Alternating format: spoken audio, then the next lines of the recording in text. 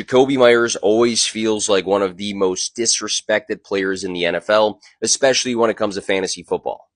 Let's look at his fantasy football impact across the last couple of seasons. 12.9 fantasy points per game in 2022, ranked 29th.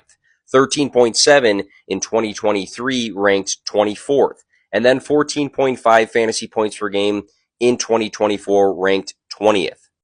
And Jacoby Myers had a career year last season coexisting with Brock Bowers, who was absolutely dominant, and they both had to deal with the likes of Gardner Minshew, Aiden O'Connell, and Desmond Ridder at quarterback. Geno Smith is a quarterback upgrade for 2025, and that man loved his slot wide receiver in JSN in Seattle just last season. I expect Jacoby Myers to continue to be a target earner. I think Geno Smith is going to absolutely feed him and Brock Bowers, and he will continue to be underrated for fantasy football.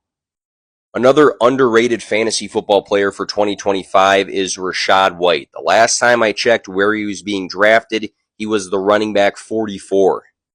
And it's too early to talk about ADP, but I do know that he's going to stay undervalued in fantasy football drafts because people will think he will evaporate in 2025 because Bucky Irving had a solid season as a rookie last year.